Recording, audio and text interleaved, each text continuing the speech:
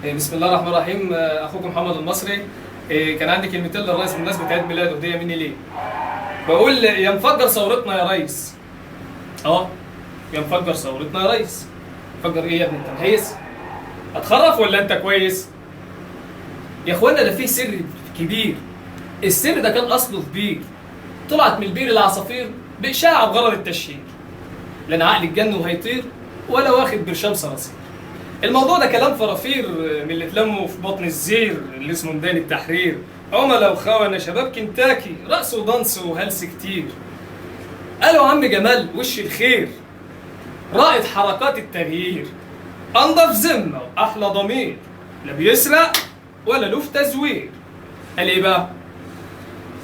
اصدر فرمان ملكي خطير، هنفجر ميدان التحرير.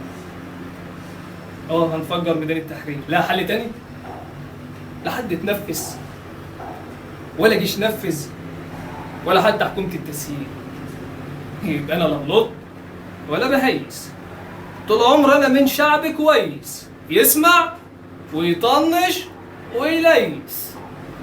يا مفجر ثورتنا يا ريس.